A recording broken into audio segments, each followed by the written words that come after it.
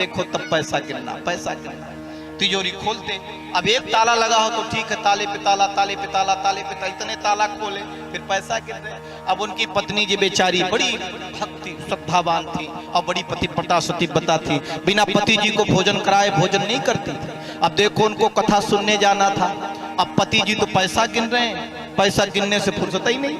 पति ने कहा सुनिए आइए थोड़ा भोजन कर लीजिए। उन्होंने कहा आ तो जी, आ तो मैंने आता हूँ। पत्नी जी ने कहा इनका तो रोज का काम है, जब पैसा गिनने लगते तो खाना भूल जाते हैं, बोलना भूल जाते हैं। सो पत्नी ने दाल चावल घी शक्कर मिलाया और ले जा करके पति जी के चेहरा में लगा दिया, मुंह में लगा दिया और जा करके भोजन किया, कथा सुनने आ गए। अब जब सेठ जी पैसा गिन गया तो ताला लगाना शुरू किया, ताले पे ताला, ताले पे ताला, ताले पे ताला, ताले पे, थोड़ा सा धन हो तो एक दो ताला लगा दिया। अब सोचे जाऊं भोजन करूं, तो देखो दीवार में गए, बेसिन लगा था, उसके सामने एक दर्पण लगा था कांच, उसके सामने खड़े हुए तो देखा चेहरे में जूठन। उनने कहा देखो मैं कितना पागल हूँ, अभी खाना खाया हूँ फिर खाना खाने जा रहा हूँ। फिर देखो फिर आए और पैसा गिनना फिर शुरू कर दिया। सभी के दिल दिमाग पर है छा रहा पैसा, सभी के दिल दिमाग पर है छा रहा पैसा, के दिल दिमाग पर है छा रहा पैसा, सभी के दिल दिमाग पर है छा रहा पैसा, रंग को राव सबको नचा रहा पैसा, रंग को राव सबको नचा रहा पैसा, रंग को राव सबको नचा रहा पैसा।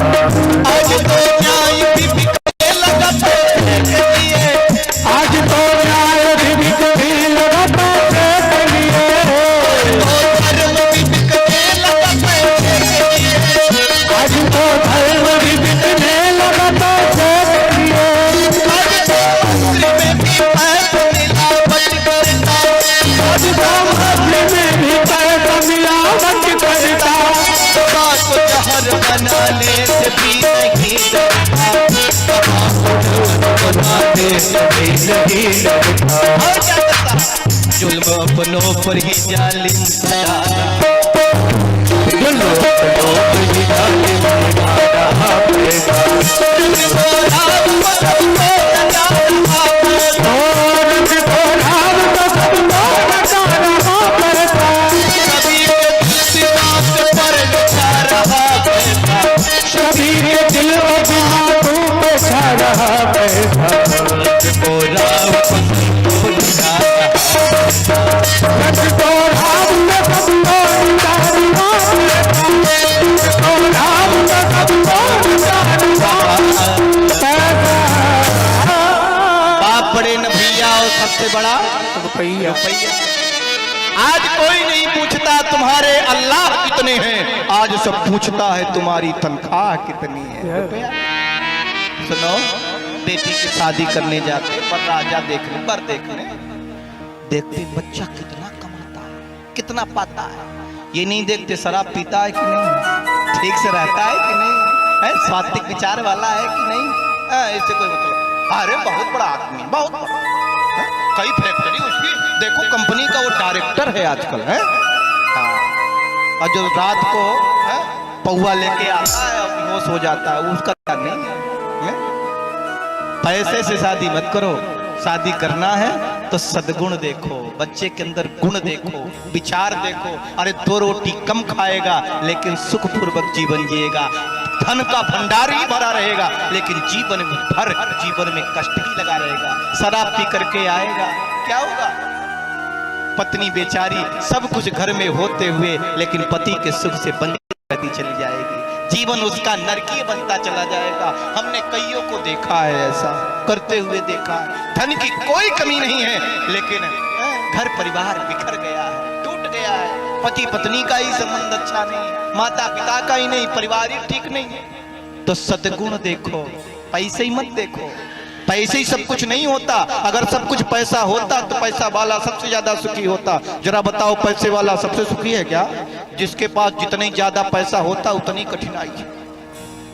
खेत पर हल जोतने वाला है, पत्नी ले जाती, 4 चपातियां देती और थोड़ी जो है चोखा दे देती, सब्जी देती, खाता और मेड़ पे टेका लगा के सो जाता। और एक अमीर व्यक्ति है, एक दिन लाइट गोल हो गई, डल्लब के गद्दे में सो रहा था, एसी चला नहीं, रात भर नींद नहीं आई, सुबह उठा तो लाल लाल आंखें, क्यों? वो डल्लब के गद्दे पे सो नहीं पाता और एक कड़ी धूप में पेड़ के नीचे हाथ का टेका लगा के सो जाता है। आप किसे दुख कहेंगे और किसे सुख कहेंगे, किसे आनंद कहेंगे और किसे कहेंगे कि जीवन में अंधेरा है। प्यारे, ये भौतिक सुख सुविधाएं हम जितनी चाहें उतनी इकट्ठा कर सकते हैं, लेकिन सच्चा सुख, सच्चा आनंद तो भगवान की भक्ति में ही है, श्रेष्ठ सत्यता में ही है। ईमानदारी के कमाई में जो आनंद और सुख मिलता है वो कहीं नहीं मिल सकता, इसमें कोई संदेह नहीं है। बोले वृंदावन बिहारी लाल की।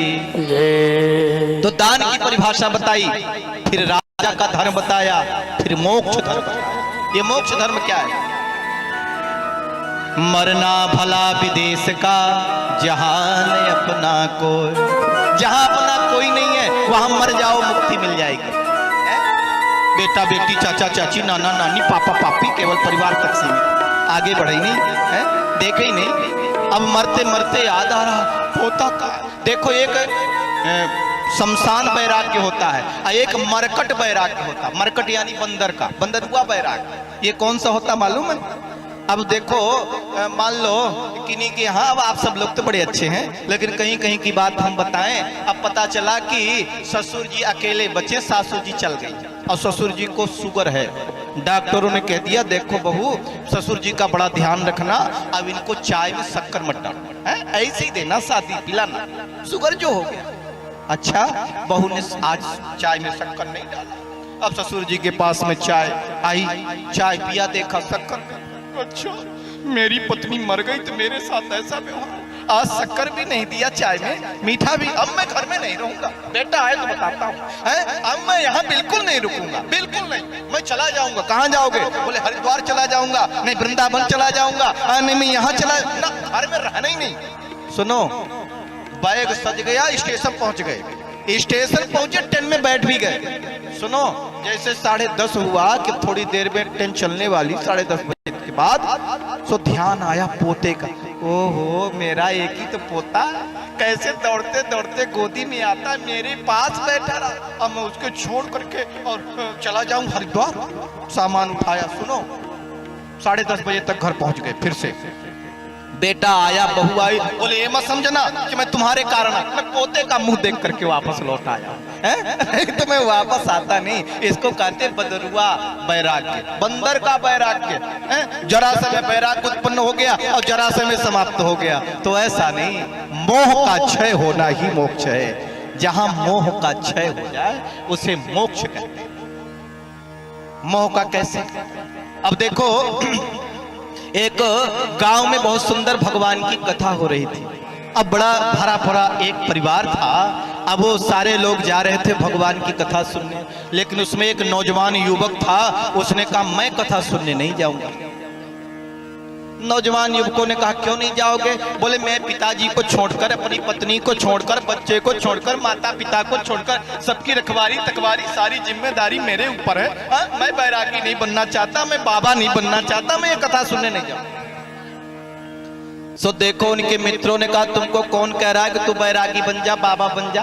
अरे मैं तुमसे ये कह रहे हैं कि चलो हम लोग घूम घाम के आएंगे, मनोरंजन करके चलाएंगे, फिर चले आना। अब मित्रों के कहने पर वो युवक कथा सुनने आया, और जब कथा सुनने आया, कथा में बैठा तो उसका बड़ा मन लगा। और जो संत जी कथा कह रहे थे, बड़े पहुंचे हुए संत थे। सुनिए, कथा सुन करके उसको लगा अब तो बैरागी हो ही जाना चाहिए, लेकिन अब इनके साथ तो मैं जा नहीं पाऊंगा, क्या करूं? बोले रात भर इनके साथ सो जाऊं। तो जिस कुटिया में संत जी रुके थे, उन्होंने कहा संत जी अगर आपकी आज्ञा हो तो रात भर आपके यहाँ रुक जाऊं। संत ने कहा रुक जाओ, क्या फर्क पड़ता है, तुम भी रात रुक जाओ।